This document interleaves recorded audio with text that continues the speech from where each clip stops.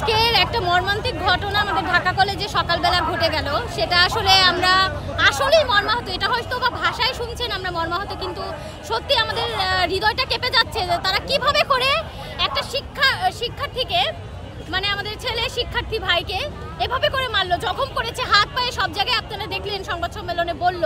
এভাবে করে একজন শিক্ষক তাদের স্বার্থের জন্য মারতে পারে? এটা আসলে তারা দেখি আমাদেরকে বলে তোমরা আমাদের ছেলে মেয়ে, তোমরা আমাদের এই সেই, কিন্তু এভাবে করে কি ছেলে মেয়েদেরকে মারে?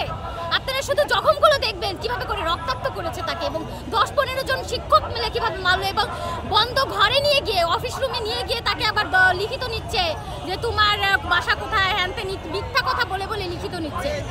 তো এইটাই আমরা বলবো যে সাত কলেজের শিক্ষকদের উপর যে ভরসার জায়গা, এটা আসলে ধীরে ধীরে তারা একদম হারিয়ে ফেলছে। আমরা আসলে তাদের প্রতি ভরসাও করতে পারছি না, এবং এই জন্য আমরা অতি শীঘ্রই চাই আমাদের অধ্যাদেশটা দিয়ে আমাদের রানিং শিক্ষার্থীদের বিশ্ববিদ্যালয়ের অধিভুক্ত করে আমাদেরকে এই দায় মুক্ত করুক, আমাদেরকে আসলে বাঁচাক সাত কলেজের শিক্ষকদের হাত থেকে। আমাদেরকে তো আসলে ফেল করিয়ে দিচ্ছে, এবং আপনারা জেনে থাকবেন যে আমাদের কাছে প্রমাণ আছে, তারা নাকি রোল নাম্বার নিয়ে নিয়ে তারা বলছে তোমাদেরকে দেখে নিব।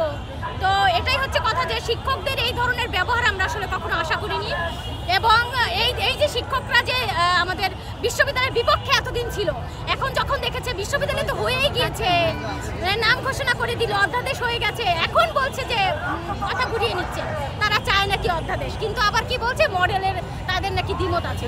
ঠিক আছে, মডেলের দ্বিমত আছে, আমরা সেটা বলছি, আমরা সেটা সম্মানও জানাচ্ছি, কিন্তু আমরা সাত কলেজের শিক্ষার্থীরা বলছি যদি মডেলের দ্বিমত থাকে আপনাদের কথা মেনে যাতে রাষ্ট্র আপনাদের অধ্যাদেশটা দেয় অতি শীঘ্রই। আমরা চাই রাষ্ট্রের এটা সিদ্ধান্ত, রাষ্ট্র কি দিবে সেটা রাষ্ট্র বুঝবে, রাষ্ট্র কোন মডেলে দিবে। স্কুলিং মডেল কিন্তু আমরা শিক্ষার্থীরা দিই, রাষ্ট্র ভালো মনে করেছে, পর্যবেক্ষণ করেছে, কোনটা ভালো হবে সেটা দিবে। কিন্তু দেখেন বারবার আজকেও 5 কলেজের যে ইন্টার আছে তাদেরকে নিয়ে শহীদ মিনারে শিক্ষকরা আন্দোলনে নেমেছে, শিক্ষার্থীদেরকে নামিয়েছে, শিক্ষকরাও গিয়েছে কিনা জানি না, গিয়েছে হয়তো আপনারা জানেন। তো এই ধরনের কাজ কিন্তু করে রাষ্ট্রকে মানে এভাবে করে হয়রানি করা কিন্তু ঠিক না, এবং আমাদের জনগণকেও, মানুষ রাস্তায় নামছে, এভাবে করে রাস্তা আটকাচ্ছে। আপনারা দেখেছেন বিগত এই 12 মাসও আমরা আন্দোলন করেছি, কিন্তু আমরা কিন্তু রাষ্ট্রকে হয়রানি করিনি, হয়তো বা করেছি কয়েক ঘন্টা, বা আমরা আগে থেকে জানিয়ে দিয়েছি এতদিনের ছিল, এবং সেটা আমরা ফাইনাল স্টেজে গিয়ে যে আমরা রাস্তা আটকিয়েছি বা কিছু করেছি, কিন্তু আমরা জনগণকে হয়রানি করিনি। কিন্তু দুঃখজনক বিষয় এটাই যে শিক্ষকরা এখন যা করছে এটা আমাদের জন্য আসলেই মর্মাহত। এটা আসলে আমরা আশা করিনি। আমরা সবসময় বলেছি শিক্ষকরা আমাদের পাশে থাকলে হয়তো অনেক আগেই সমাধান হয়ে যেত, এবং তাদেরও কিছু মতামত এখানে আসতো, কিন্তু তারা আসলে সবকিছু ঘোলাটে করে দিচ্ছে।